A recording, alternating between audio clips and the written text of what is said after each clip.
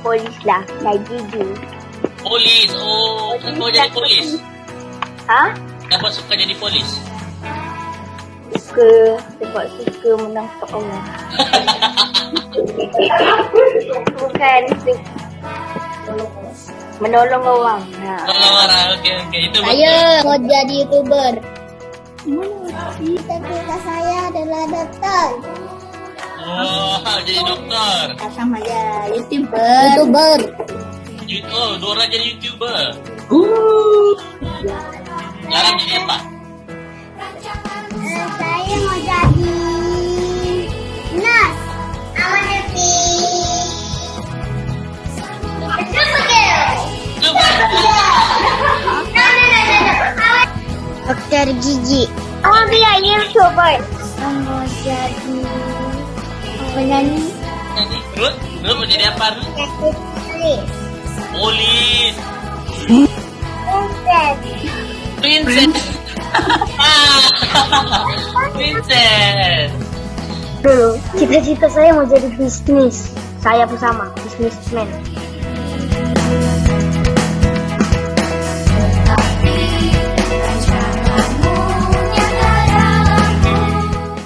Bagaimana COVID-19 merebak?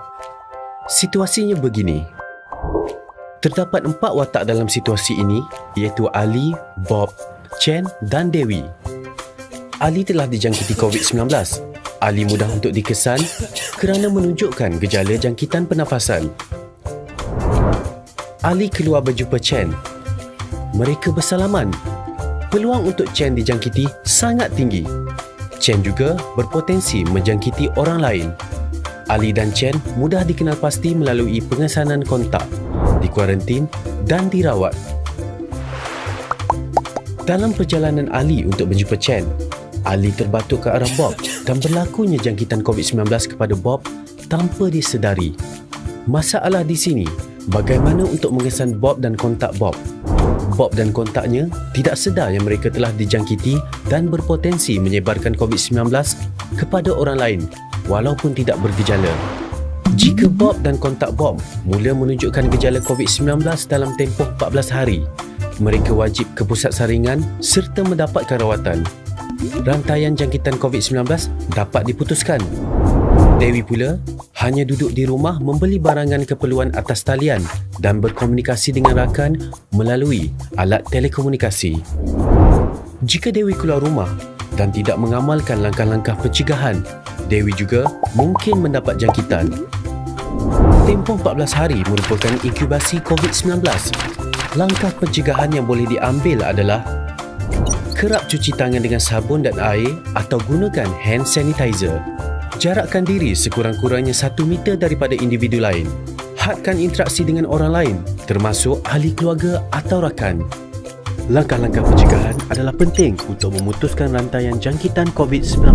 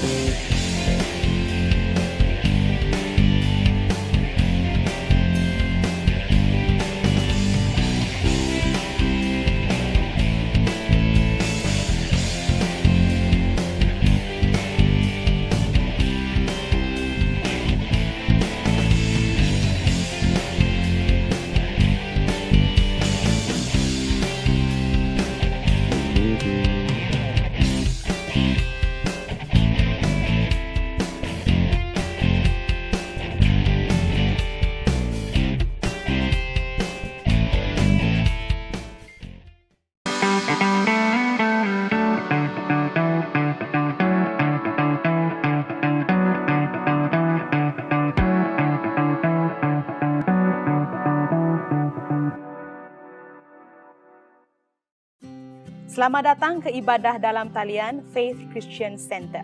Sebentar saja lagi kita akan memulakan ibadah hari ini. Teruskan bersama kami sehingga ibadah selesai. Bagi menikmati ibadah yang hidup dan berkuasa, ikutilah panduan berikut. Siapkan hati dengan minda yang benar, yaitu beribadah. Berpakaian kemas seperti beribadah di gereja.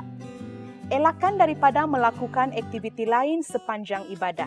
Pastikan telefon Anda dalam keadaan mode senyap. Bernyanyilah dengan suara kuat, bersukacitalah sambil bertepuk tangan dan mengangkat tangan semasa pujian dan penyembahan. Memberi respon terhadap firman Tuhan dengan mengatakan amin. Anda juga digalakkan untuk mencatat nota. Selamat beribadah. Shalom semua jemaat FCC. Kita bersyukur dan berterima kasih kepada Tuhan kerana kita dapat beribadah dan bersama-sama lagi untuk mengikuti ibadah dalam talian FCC. Apakah anda bersemangat? Haleluya. Katakan kepada kiri kanan kamu, bersemangat. Haleluya. Mari kita bangkit berdiri, mari kita siapkan hati kita untuk beribadah kepada Tuhan. Saudara-saudari, Tuhan beserta kamu.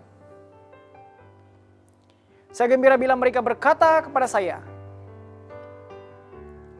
hai, marilah kita menyanyi kepada Tuhan. Allah itu roh. Kemudian kepada Allah Bapa, Anak, dan Roh Kudus. Amin. Mari kita berdoa bersama-sama.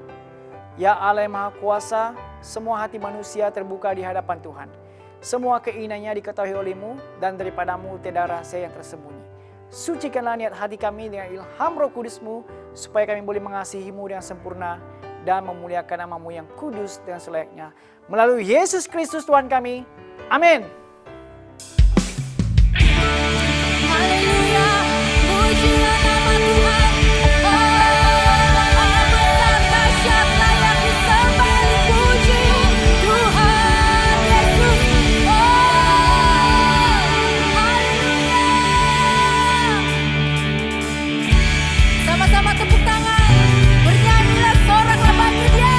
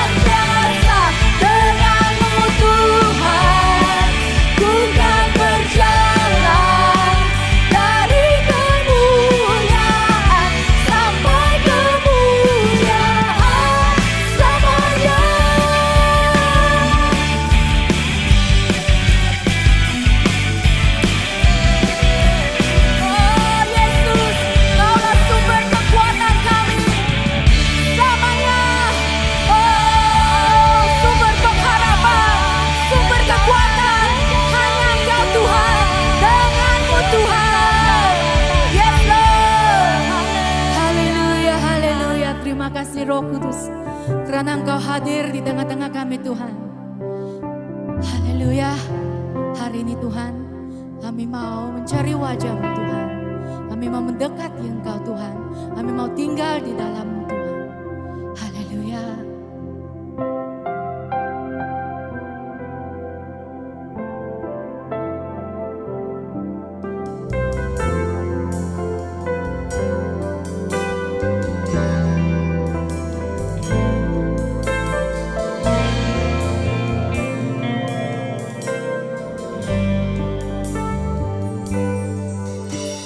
Yesus Tuhan ditinggikan,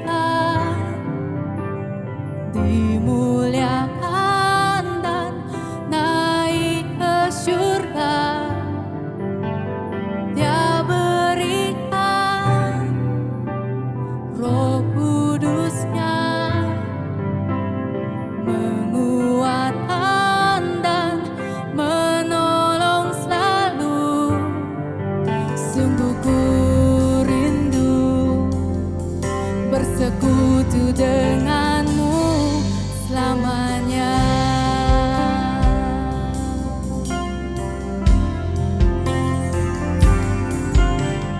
Yesus Tuhan ditinggikan, dimuliakan dan naik ke surga. Dia berikan Roh Kudus-Nya,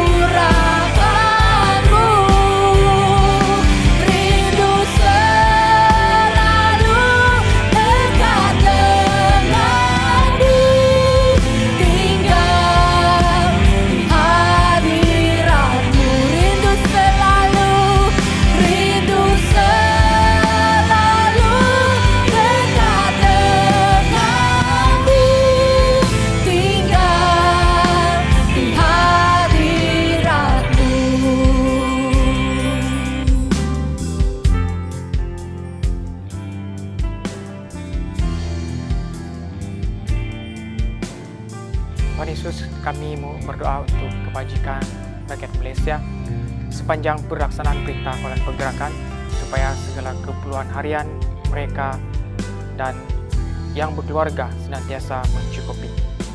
Kami berdoa bagi yang berniaga dan sebagai pekerja, supaya pendapatan mereka tidak terjejas sepanjang PKP dilaksanakan. Tuhan, kami berdoa untuk emosi rakyat Malaysia sepanjang PKP ini. Segala tekanan dan beban dapat dikawal dengan baik dan juga terus mematuhi SOP yang telah ditetapkan. Tuhan Yesus, kami berdoa untuk semua pasukan pujian gereja kami. Kami bersyukur dan berterima kasih untuk pelayanan mereka yang membawa kami dalam pujian dan penyembahan.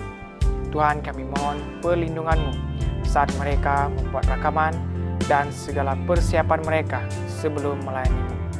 Tuhan, berikan kekuatan dan kesegaran yang berterusan kepada semua pasukan pujian gereja kami. Terima kasih Tuhan, dalam nama Yesus kami berdoa. Amin. Shalom dan selamat datang kepada Anda semua. Kami sangat mengalu-alukan Anda semua beribadah bersama-sama dengan kami. Sekiranya Anda adalah pertama kali beribadah bersama dengan kami menjemput Anda untuk tekan pada pautan yang dipaparkan di ruangan chatbox dan sila isikan maklumat Anda supaya kami dapat mengenali Anda dengan lebih dekat. Selamat datang dan terima kasih atas kehadiran Anda semua.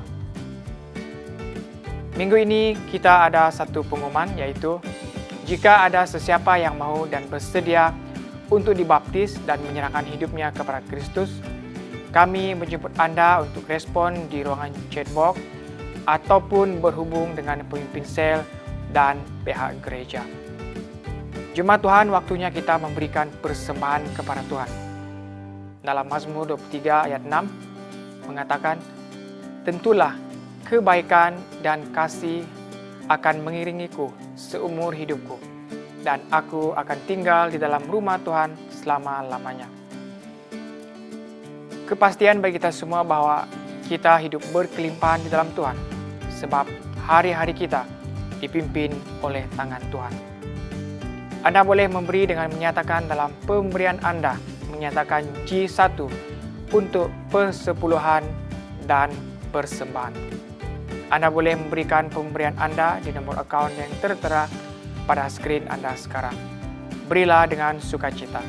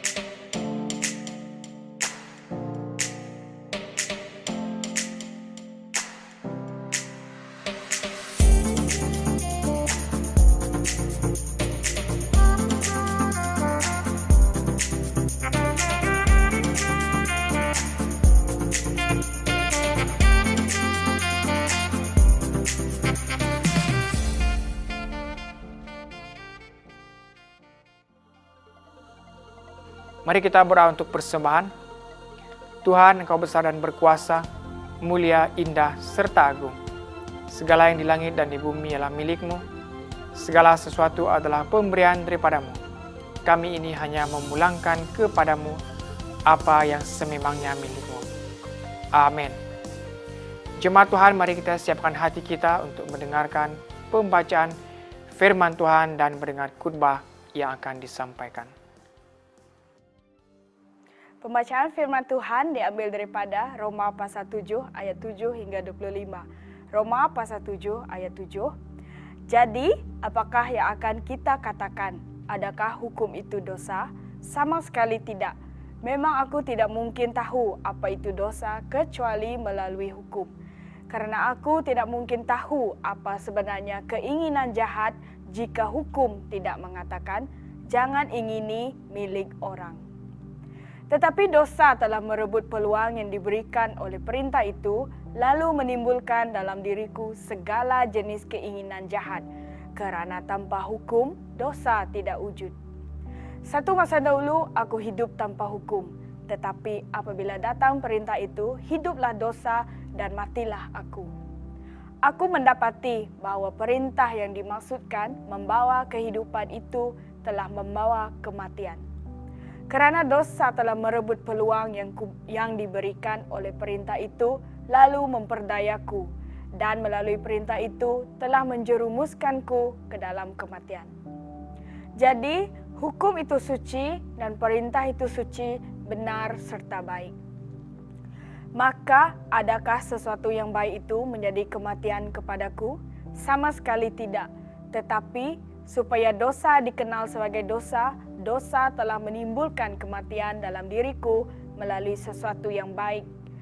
Dengan demikian, melalui perintah itu, dosa dapat menjadi dosa sepenuhnya.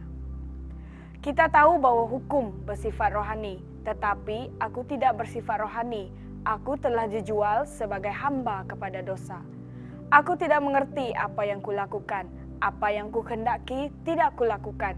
Sebaliknya, aku melakukan apa yang kubenci.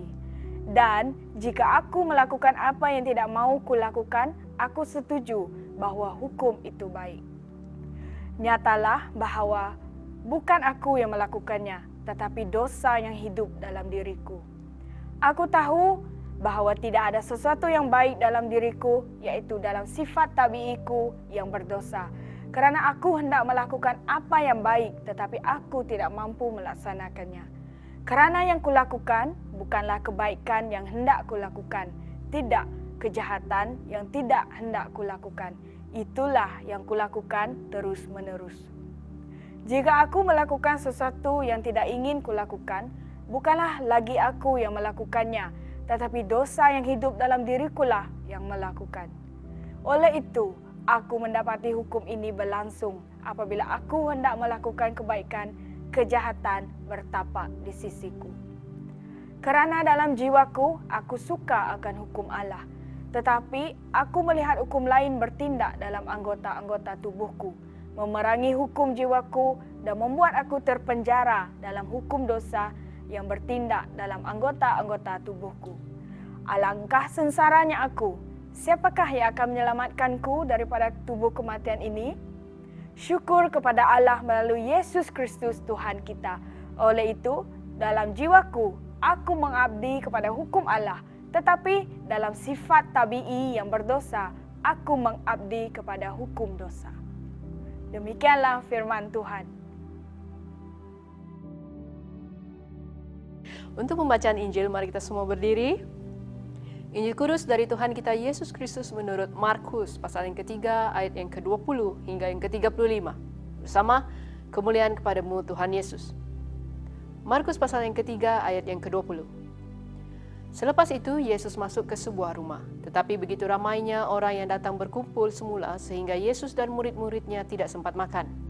Apabila keluarga Yesus mendengar perkara ini, mereka juga datang untuk mengambilnya apabila mendengar orang berkata, dia tidak siuman. Sebilangan ahli Taurat dari Yerusalem berkata, dia dirasuk Beelzebul. Dengan kuasa ketua roh iblis, dia menghalau roh-roh iblis. Oleh itu Yesus memanggil semua orang itu lalu bercakap melalui beberapa ibarat. Bagaimana iblis dapat menghalau iblis? Kalau sebuah kerajaan berpecah belah, kerajaan itu tidak dapat bertahan. Dan jika sebuah keluarga berpecah belah, keluarga itu tidak dapat bertahan. Dan jika iblis berontak melawan dirinya sendiri dan berpecah belah, dia tidak dapat bertahan. Sudah sampailah saat kemusnahannya. Tidak siapa dapat memasuki rumah seorang yang gagah dan merampas harta bendanya, kecuali orang gagah itu dapat diikat dahulu. Sesungguhnya aku berkata kepadamu, segala dosa dan kata kufur manusia dapat diampunkan.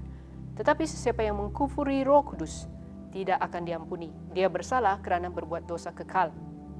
Yesus berkata demikian kerana ada orang berkata dia dirasuk roh jahat. Apabila ibu dan saudara-saudara Yesus tiba, mereka menanti di luar dan menyuruh orang memanggilnya. Pada waktu itu, orang ramai duduk di sekeliling Yesus berkata kepadanya, "Lihatlah, ibu dan saudara-saudaramu ada di luar. Mereka hendak bertemu denganmu." Yesus menjawab, "Siapakah ibuku? Siapakah saudara-saudaraku?" Dia memandang semua orang yang duduk di sekelilingnya, lalu berkata, "Lihat, inilah ibu dan saudara-saudaraku. Sesiapa yang melakukan kehendak Allah, dialah saudara lelaki, saudara perempuan, dan ibuku." Inilah Injil Kristus. Shalom, it is nice to be able to speak to you again. Shalom semua, sangat baik dapat berbicara kepada Anda semua sekali lagi. I wish I could see you face to face, Saya harap kami dapat melihat Anda muka bersemuka-muka. but we need to keep our mask on. Tetapi sekarang kita kena memakai pelitup muka. In the first part of Romans, we read about what it means to be dead to sin. Bahagian pertama di dalam buku Roma, kita belajar macam mana kita mati kepada dosa. But we know in reality that sin is very much alive in our life. Tetapi secara realitinya kita tahu bahawa dosa itu dia masih hidup. But it is good if you are struggling with sin because it shows that the Holy Spirit is in you. Tetapi baik jika Anda bergelut dengan dosa Anda kerana ia menunjukkan Roh Kudus ada dalam diri kita. The scripture tells us that our mind is being renewed by the discipline of the gospel. Dalam ayat Alkitab mengatakan minda kita diperbaharui oleh firman Tuhan. It means that your conscience is healed. Ia bermaksud hati nurani kita dipulihkan. And now we can see what all along we thought was good is not so good. Dan sekarang kita boleh melihat semua yang baik yang dahulunya kita tidak dapat melihat. We look at the outside, Kita melihat luaran, but what is important is what is inside. tetapi yang lebih penting adalah apa yang di dalam. Scripture tells us that when we receive Christ, that there is a change. Firman Tuhan mengatakan jika kita menerima Kristus akan ada perubahan. We need to understand what that change means. Kita harus faham apakah perubahan tersebut. And the more you understand about what Paul is teaching you, the easier it is for us to understand this change. Apabila Anda memahami apa yang Paulus katakan, apa yang dia ajarkan, lebih senang, lebih mudah untuk kita faham apakah perubahan itu. So what is Paul saying? Oleh itu, apakah yang Paulus katakan? Without the law, sin is dead. Tanpa hukum, dosa tidak wujud. It says, "For I was alive without the law once. When the commandment came, sin revived and I died." Satu masa dahulu aku hidup tanpa hukum, tetapi apabila datang perintah itu, hiduplah dosa dan matilah aku. What does it mean by sin is dead without the law? Apakah yang dimaksudkan dosa mati tanpa hukum? That means if there is no law, anything I do is also okay.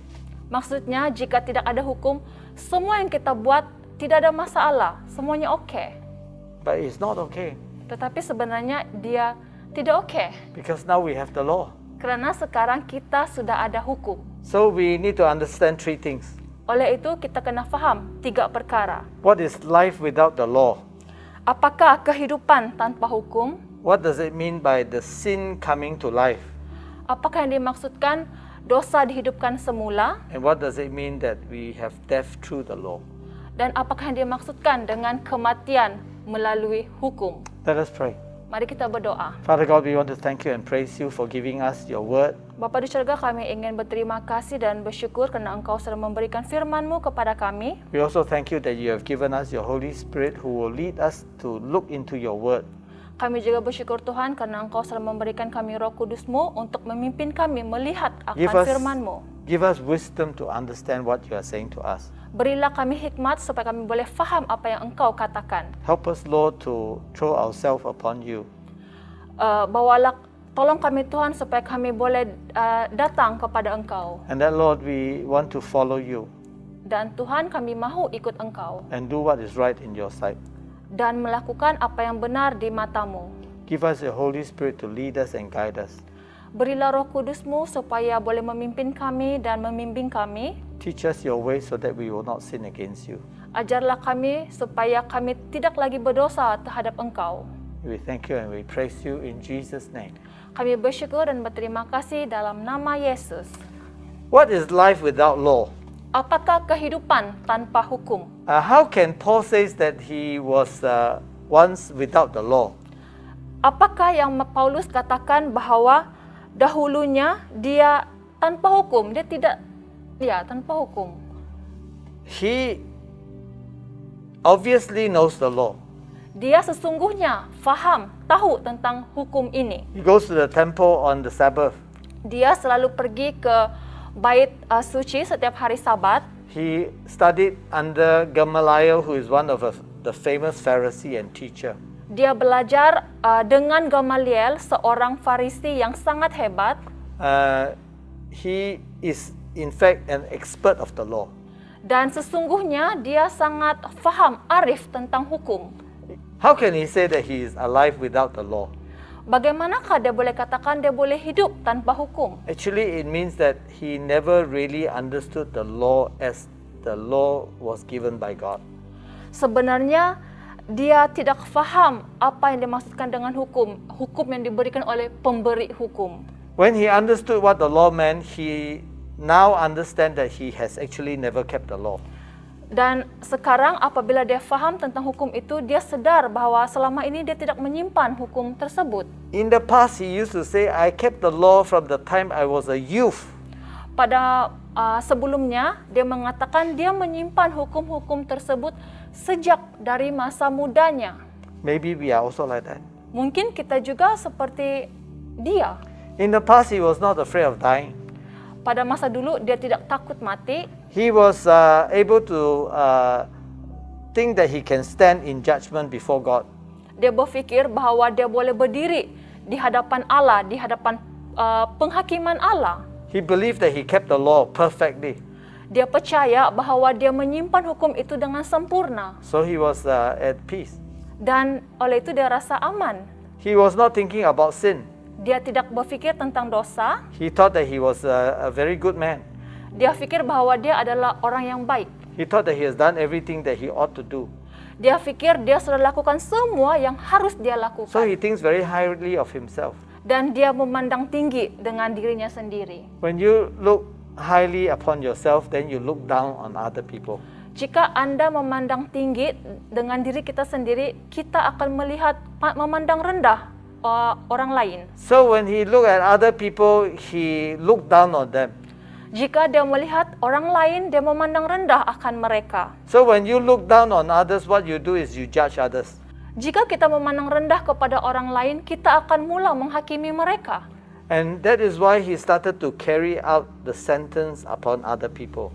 Sebab itulah dia mula memberikan hukuman kepada orang-orang lain. He heard of this group of people called Christians. Dia dengar ada sekumpulan orang yang dipanggil orang Kristen. They were not saved by keeping the law. Mereka tidak diselamatkan apabila mereka hanya menyimpan hukum. They put their faith in a person called Jesus Christ, who they say is the Son of God. Mereka meletakkan iman mereka kepada Yesus Kristus yang boleh menyelamatkan mereka. They believe that Jesus Christ died for them to save them from their sins. Mereka percaya Yesus Kristus mati untuk mereka dan menyelamatkan mereka daripada dosa mereka. They believe that he died and rose again and is now seated at the right hand of God the Father. Mereka percaya dia sudah mati dan kini dibangkitkan dan sekarang duduk di sebelah kanan Allah Bapa. And so what they are saying is very different from what he understood. Dan apa yang mereka katakan ini berbeza dengan apa yang Paulus faham. And so he began to persecute them. Dan Paulus dia mula mendakwa mereka. And after he has already persecuted the Christians who were in Jerusalem, he went to Damascus also to do the same. Apabila Paulus dia sudah mula menganiaya, mendakwa orang-orang di Yerusalem, dia juga pergi ke Damaskus Paul was dan melakukan perkara yang sedemikian. Paul was alive. Paulus dia hidup. He thought that he was doing such a great job. Dia ingat dia sudah melakukan pekerjaan yang baik. He wanted to correct the thinking of these people.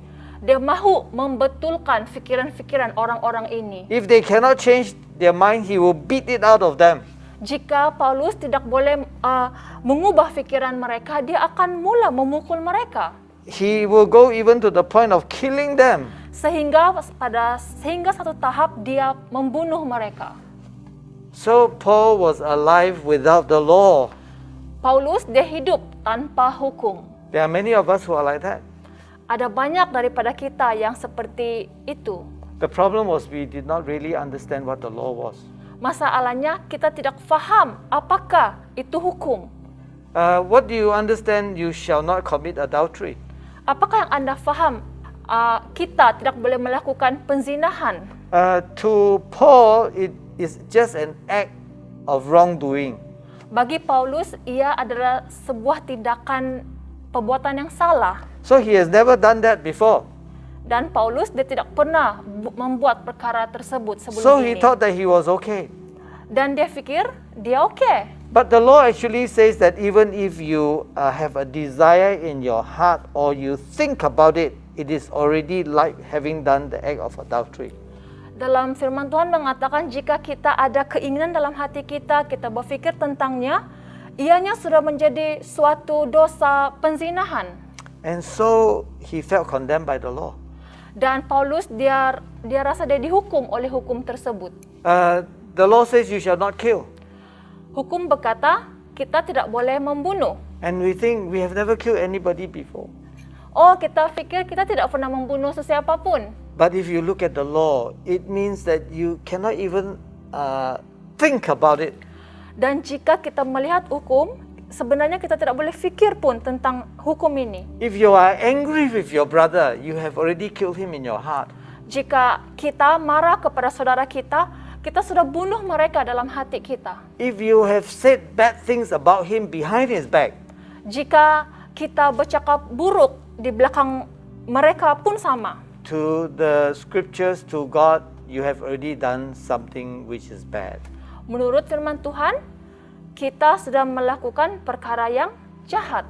And this is something which you need to answer for on Judgment Day. Dan ini adalah sesuatu yang harus kita beri pertanggungjawaban pada hari penghukuman. When the scripture says you shall not covet, what does it mean?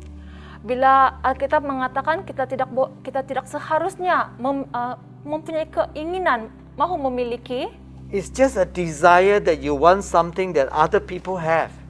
Ia hanyalah sesuatu keinginan untuk memiliki apa yang orang lain punya. And Paul says, you mean if I have this desire, I'm already sinful? Dan Paulus berkata, jika saya mempunyai keinginan seperti ini, adakah saya sudah berdosa? Then if that is the case, then who can be right?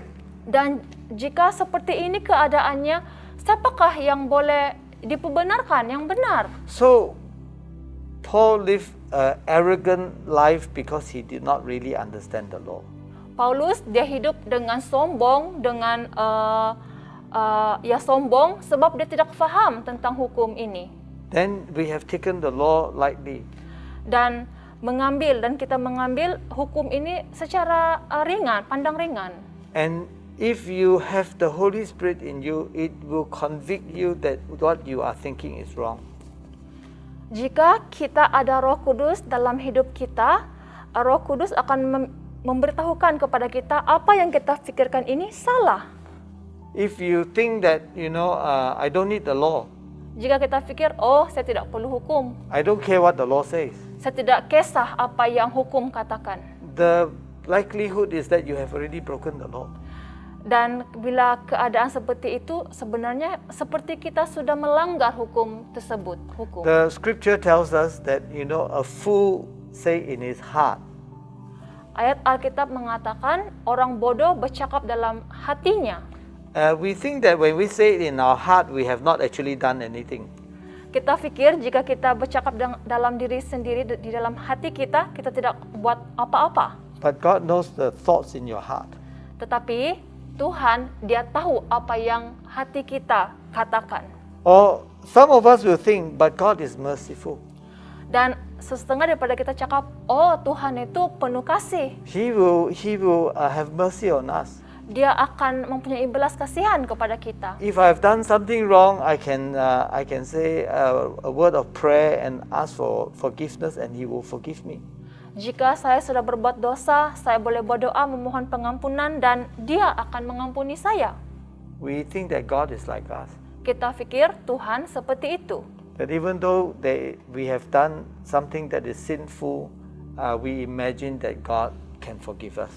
Kita pikir apabila kita sudah melakukan perkara yang berdosa, perkara yang jahat, Tuhan Dia boleh mengampuni kita. If we know the law, we know that the law is inflexible.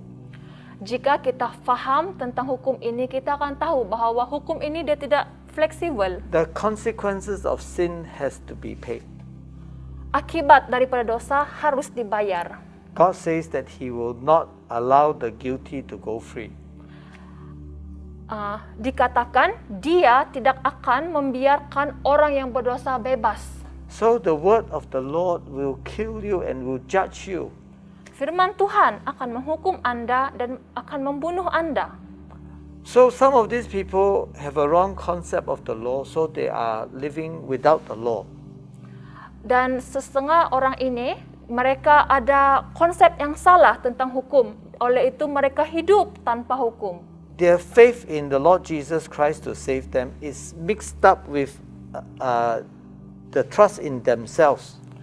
Kepercayaan mereka, iman mereka kepada Yesus Kristus itu dia bercampur dengan kepercayaan diri mereka sendiri. When we really understand the law, we will understand that we cannot do anything to fulfill the law.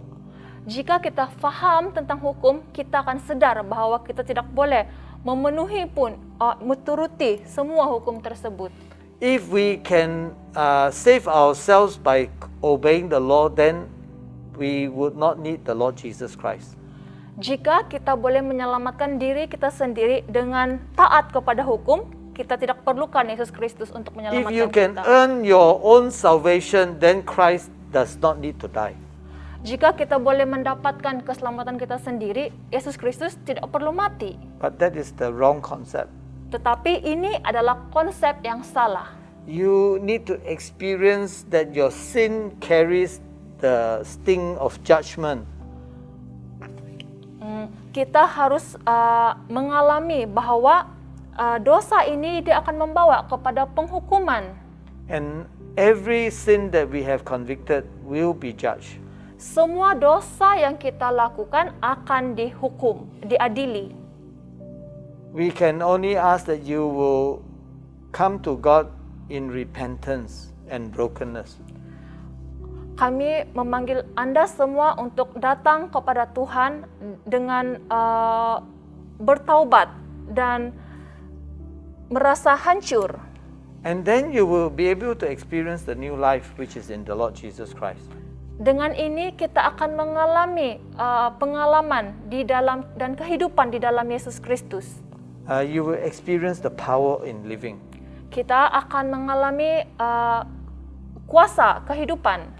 Then you will be able to live a life that will attract other people to the Lord Jesus Christ. Sehingga kita boleh hidup dan membawa orang lain datang kepada Yesus. A person who thinks that he can live without the law is very foolish. Orang yang berfikir dia boleh hidup tanpa hukum, dia bodoh. It is like a poor man who is trying to live like a rich man. Ianya seperti seorang yang miskin tetapi coba untuk hidup menjadi orang yang kaya. He wants to have a big house. Dia mahu ada rumah yang besar. He wants to have an expensive lifestyle. Dia mahu ada kehidupan yang mewah. He wants to spend money which he doesn't have. Dia mau menggunakan uang yang sebenarnya dia tidak ada uang pun. Can he really afford it? Bolehkah, mampukah dia mampukah dia memiliki semua ini? So, what will happen is he will have debts. Dan apa yang berlaku, dia akan ada hutang. When he cannot pay his debts, he will borrow from other people to pay the debt. Jika dia tidak mampu melunaskan hutangnya, dia akan pinjam daripada orang dan bayar hutang ini. And then when that debt becomes due, he will borrow from somebody else to pay that debt. Dan jika hutang ini pun harus dibayar, dia tidak duit mau bayar, dia akan pinjam daripada orang lain untuk membayar hutang ini. You know that this is something which does not work. Dan kita tahu dan faham bahwa semua ini tidak akan berhasil. I understand from Pastor Lafayette that we will be having a course on how to manage our finances. Saya mendengar daripada Pastor Lafir, kita akan membuat seminar pengurusan wang. The one thing that you need to learn is that you can only spend what you have. Perkara yang harus kita belajar, kita haruslah membelanjakan apa yang kita miliki. If you don't, what will happen is you will become bankrupt one day. Dan jika kita membelanjakan apa yang kita tidak ada, suatu hari nanti kita akan muflis. This is the same in our spiritual walk. Perkara ini sama dalam kehidupan rohani, pekerjaan rohani. If we do things which is outside the law, one of these days it will catch up with us. Jika kita melakukan sesuatu yang luar daripada hukum, suatu hari nanti kita akan menanggung akibatnya. I want to give you another illustration. Saya ingin memberikan kepada Anda ilustrasi yang lain. You know, a ship is supposed to be sent to the scrapyard, but people don't care and they still send it out to sea. Sepatutnya kapal yang sudah rosak, dia harus dihantar pergi besi-besi buruk. Tetapi orang yang tidak peduli, dia hantar tuh kapal pergi kembali ke laut. If the weather is fine, it is okay. Jika cuaca baik, ya kapal itu oke. But once the storm comes, the vessel will sink. Tetapi apabila ada storm, ada guruh datang, ada ribut datang, kapal itu akan tenggelam. Many of us have lives which are like a rotten ship. Banyak daripada kita, kehidupan kita seperti kapal yang rosak ini. When the storm comes, our ship will sink. Apabila ribut datang, kapal kita akan tenggelam. I trust that God will have mercy on you. Dan saya percaya Tuhan dia berbelas kasihan kepada Anda. Don't put your hope on a ship that is not safe. Jangan letakkan pengharapan Anda kepada sesuatu, kepada kapal yang tidak selamat. This is like living without the law. Dan ini sama seperti hidup tanpa hukum. One day it will sink. Suatu hari nanti ianya akan tenggelam. We trust that your ship will be a vessel that a ship that is safe. Kita percaya kapal kita adalah sebuah kapal yang selamat. The best thing that we can do is to go onto a ship where Jesus Christ is the captain. Perkara yang terbaik yang boleh kita lakukan ialah kita pergi kapal yang ada Yesus Kristus sebagai kaptennya. So we should not live a life without the law. Oleh itu kita tidak boleh hidup tanpa hukum. Because the law will operate anyway. Karena hukum itu dia akan bekerja sepanjang. The second thing that Paul is trying to teach us is that sin will come to life. Perkara kedua yang Paulus ajarkan kepada kita, dosa akan dibangkitkan. He didn't think that he has any sin. Paulus berfikir dia tidak dosa. But when he understood what the commandment means, then he saw that he is in a very desperate situation. Dan apabila Paulus dia melihat perintah ini, dia sadar bahwa dirinya dalam keadaan yang terdesak. We cannot interpret God's law the way that we want it. Kita tidak boleh menilai hukum yang Tuhan berikan seperti yang kita mahukan.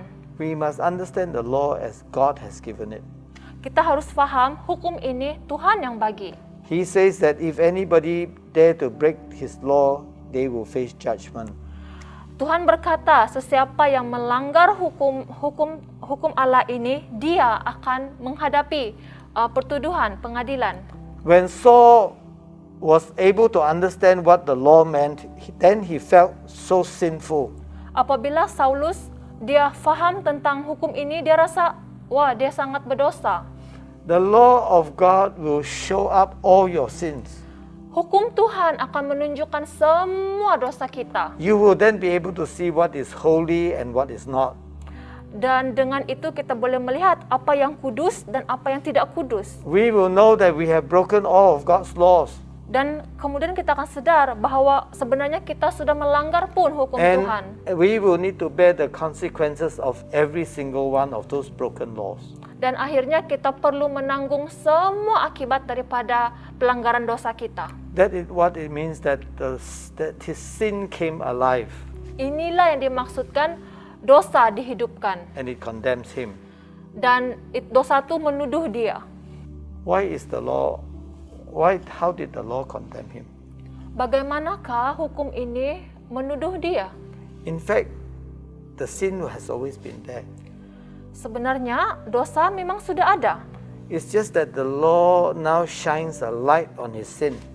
Dan sekarang hukum itu dia menunjukkan sebenarnya dosa itu. It is like a person who go into a dark room with only a small torchlight.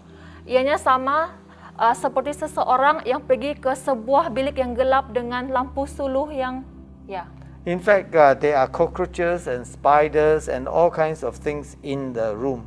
Dan dalam bilik itu ada lipas, ada laba-laba dan banyak lagi serangga lain. But he did not see them. Tetapi dia tidak boleh lihat semua itu. So he felt safe. Dan dia rasa selamat. But another time he went down.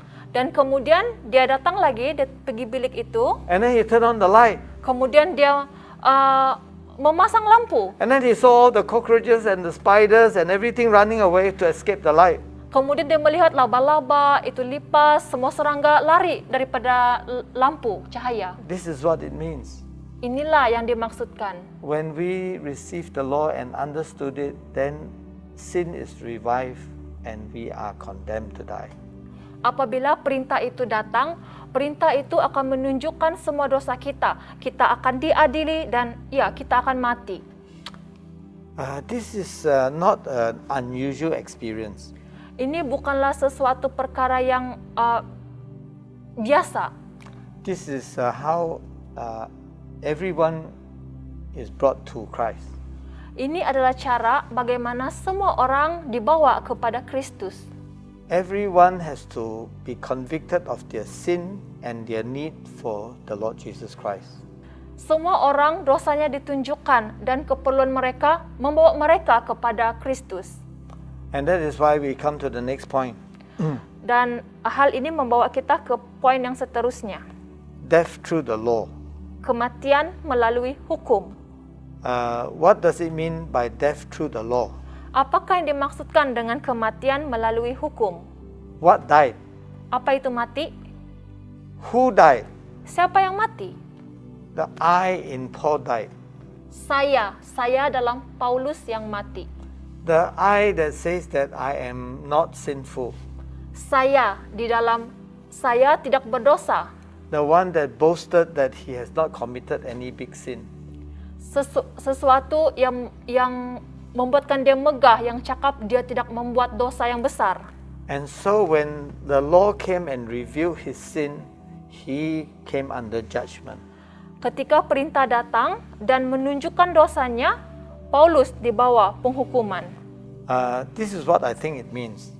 Dan inilah apa yang saya rasakan, pikirkan. First, he realized that he was sinful and that God will judge him. Yang pertama, Paulus sedar dia berdosa dan Tuhan akan menghukum dia. And the wages of sin is death. Dan dosa membawa kepada kematian. And so he died. Dan dia mati. So the second is his hope from his past life died. Dan yang kedua, semua pengharapannya dalam kehidupan dia yang lama sudah mati. In the past, he depended on his being able to fast and to give tithes as salvation. Pada waktu dulu, Paulus dia didasari dengan hidupnya yang berpuasa, memberikan pemberian sebagai tindakan penyelamatan dia. But when he understood what was God's law, he felt that he has never kept the law. Tetapi apabila dia memahami tentang hukum ini, dia sedar selama ini dia tidak menyimpan pun hukum And tersebut. now he doesn't love the law anymore, he hate the law. Dan sekarang dia tidak suka hukum dan dia benci kepada hukum. And the law which gave him some confidence in himself now tells him that he has got no hope. Hukum yang memberikan keyakinan kepada diri Paulus kini membawanya kepada tidak ada pengharapan. So what he did in the past died. Dan apa yang dia lakukan pada masa lalu semuanya mati. It could not save him. Ia tidak boleh menyelamatkan dia. Thirdly, his hope for the future also died. Dan yang ketiga, pengharapannya tentang masa depan juga telah mati. He thought that if he did something wrong, he could get it right the next time. Dia fikir jika dia sudah membuat sesuatu yang salah, dia boleh memperbaiki pada waktu yang lain lagi. He thought that we are all not perfect, so a little bit of sin is okay. Dia fikir, Allah, kita semua tidak berdosa. Sedikit dosa pun tidak apa. But he said that in the future I will do it better. Dan dia cakap, pada masa hadapan saya akan lakukan yang lebih baik lagi. But now he look at the law. Dan sekarang dia melihat He know hukum. that what he has broken in the past, he will again break it in the future. Dia lihat apa yang dia sudah langgar pada masa lalu, He dia could juga not sudah langgarnya pada masa depan. He could not keep the law in the past. He has no hope of keeping it in the future. Dia tidak dapat menyimpan hukum tersebut pada masa lalunya dan juga pada masa hadapannya. And so his hope for the future also died. Oleh itu, pengharapannya untuk masa depan, tentang masa depan juga sudah mati. Now he felt condemned. Dan sekarang dia rasa dia dipersalahkan. You see, when God comes, God use the law to shine a light on our wrong things. Kita lihat apabila Yesus datang, dia memberikan hukum supaya hukum itu menunjukkan dosa dalam hidup kita. And so our righteousness is gone. Dan kita punya righteousness, kebaikan kita sudah hilang. You see, God need to clear away all the rubbish in our lives before He can give us grace. Kita lihat di sini, Tuhan dia akan membersihkan kita daripada semua sampah-sampah dalam hidup kita sebelum dia memberikan kita rahmat-Nya. So we need to experience death through the law. Oleh itu kita harus mengalami kematian melalui hukum. I trust that many of us are in this kind of situation. Saya percaya ramai di antara kita berada dalam situasi ini. We feel that the law condemns us. Kita rasa hukum dia menuduh kita, mempersalahkan kita. The law shows us that we have broken God's laws. Hukum menunjukkan bahwa kita sudah melanggar hukum Tuhan. What can we do? Apa yang boleh kita lakukan? It's like going through the valley of the shadow of death. Ianya sama seperti pergi ke lembah bayangan kematian. And all of us need to go through it. Dan semua kita harus melaluinya. And we may feel fearful. Kita mungkin rasa takut. We may feel lost. Kita rasa sesat. But this is what we need to experience. Tetapi inilah yang harus kita alami. Because Jesus came to seek for those who are lost. Kerana Tuhan Yesus dia datang untuk mencari mereka yang terhilang. So that you will understand that you can only depend on Jesus for your salvation. Dan sekarang kita faham bahwa kita hanya bergantung kepada Yesus untuk penyelamatan kita. We cannot depend on ourselves. Kita tidak boleh bergantung kepada diri We kita can sendiri. only trust in the Lord Jesus Christ. Kita hanya boleh dan harus percaya kepada Yesus Kristus. If you believe in your heart that in Jesus Christ and you confess Him with your mouth, then you will be saved. Jika kita percaya kepada Yesus Kristus dalam hati kita dan kita mengakuinya, kita akan diselamatkan. As long as we have confidence in ourselves, we will have nothing to do with the Lord Jesus Christ. Selagi kita ada rasa keyakinan untuk diri kita sendiri, kita rasa kita tidak akan dapat faedah dari Yesus Kristus. We need to come to Jesus and ask for His forgiveness. kita harus datang kepada Yesus Kristus dan meminta pengampunan daripadanya. The scripture says, "Come to me, all of you who labor and are heavy laden, and I will give you rest." Alkitab mengatakan, marilah ke sisiku, wahai semua yang jerih lelah dan memikul beban berat, aku akan memberimu kelegaan. It says that Jesus carried our sins on the cross. Dikatakan Yesus dia memikul semua dosa kita di salibnya. He was punished for our sake. Dia dihukum demi kita. This is to show you that God's justice has been satisfied in Jesus. Inilah yang dimaksudkan, penghukuman Allah sudah pun diletakkan kepada Yesus Kristus. We cannot be saved by work. Kita tidak boleh diselamatkan melalui kerja kita. We can only be saved by the grace of God. Kita hanya boleh diselamatkan melalui kasih kurnia Tuhan. And this is given freely to you through His Son. Dan kasih kurnia ini diberikan secara percuma melalui anaknya. Amen. Amin. So you need to rely on Him. Oleh itu kita harus bergantung pada Dia. We need to believe in Him. Kita harus percaya kepada Dia. We need to trust in Him. Kita harus percaya kepada Yesus. And then we will be saved. Dan kita akan diselamatkan. He came to heal the broken-hearted. Dia datang untuk menyembuh orang yang remuk hatinya. He came to bind up the wounds of those who are hurt. Dia datang untuk membalut luka mereka yang terluka. He came to save the hopeless. Dia datang untuk menyelamatkan mereka yang tiada harapan. We need to come to Him. Kita perlu datang kepada as we Dia. are. Sebagaimana kita. Even though your sin may be scarlet, they will be white as snow because Jesus will wash away our sins. Sekalipun dosa-dosamu seperti kain merah tua, semuanya akan menjadi putih seperti salji. Yesus, dia akan menghilangkan, membasuh semua dosa kita. So if the law kills you, jika hukum membunuh Anda, Jesus Christ will save you. Yesus Kristus akan menyelamatkan Anda. You can be saved, Anda akan diselamatkan, but not by yourself. tetapi bukan dengan diri Anda sendiri. Only through what Jesus Christ has done for you on the cross. Hanya melalui apa yang Yesus Kristus lakukan kepada Anda di kayu salib. May the Lord Jesus Christ be with you. Semoga Yesus Kristus terus bersama dengan Anda. That you depend on His grace. Yang kita kita bergantung kepada rahmat-Nya. And never put your trust in the law of Moses. Dan jangan letakkan kepercayaan Anda hanya pada hukum Musa. May the Lord bless you. Tuhan memberkati. Amen. Amin. Saya percaya saudara-saudari diberkati dengan firman Tuhan yang kita dengar sebentar tadi. Amin. Mari kita bangkit berdiri, kita mau mengakui iman bersama-sama.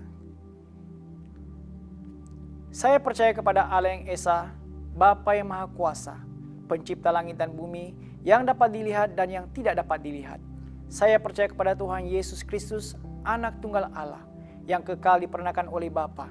Allah daripada Allah, terang daripada terang. Allah benar daripada Allah benar. Dia diperanakan, bukan dijadikan, sebab dia satu dengan Bapa. Maka segala sesuatu dijadikan olehnya untuk kita manusia dan untuk keselamatan kita. Dia turun dari surga dan oleh kuasa Roh Kudus, dia dilahirkan oleh anak darah Maria dan menjadi manusia. Karena kita, dia disalibkan semasa pemerintahan Pontius Pilatus. Dia menderita, disiksa sampai mati, lalu dikuburkan. Pada hari yang ketiga, dia bangkit pula menurut yang dinubuatkan dalam Alkitab. Lalu dia naik ke surga. Dia duduk sebelah kanan Bapa. Dia akan datang kembali dalam kemuliaan untuk menghakimi baik orang yang masih hidup maupun orang yang sudah mati, dan kerajaannya tidak akan berkesudahan. Saya percaya kepada Roh Kudus, yaitu Tuhan dan pemberi hidup, yang datang daripada Bapa dan Anak, serta dengan Bapa dan Anak dia disembah dan dipermuliakan. Dia telah berfirman melalui nabi-nabi. Saya percaya kepada gereja sedunia yang kudus, dan daripada rasul-rasul itu, saya mengaku satu baptisan akan mendatangkan pengampunan dosa. Saya menantikan kebangkitan orang mati dan kehidupan dalam dunia yang akan datang. Amin. Jemaat Allah, sila berdiri dan menerima berkat dari Allah. Sentosa Allah yang melebihi pengertian manusia, memeliharkan hati dan jiwa kamu di dalam pengetahuan dan kasih Allah dan anaknya Yesus Kristus Tuhan kita. Dan berkat Allah yang Maha Kuasa, Bapa, Anak, dan Roh Kudus, beserta dengan kamu dan tinggal serta dengan kamu sampai selama-lamanya. Amin. Pergilah dengan damai sejahtera dan layanilah Tuhan. Dalam nama Kristus. Amin.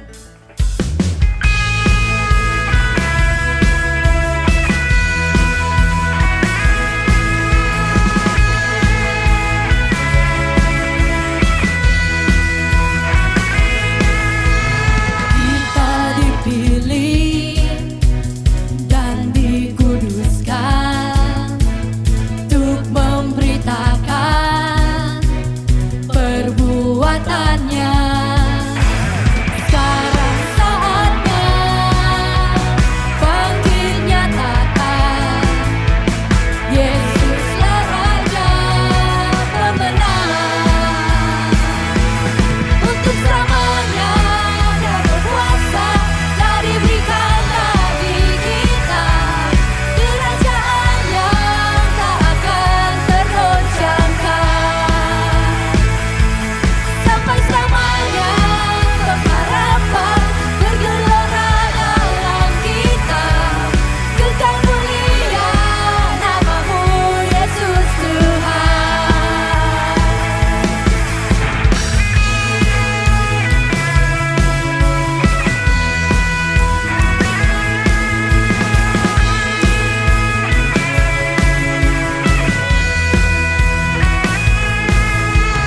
Kita berdiri dengan kuasa, sebab Roh yang dahsyat beserta kita.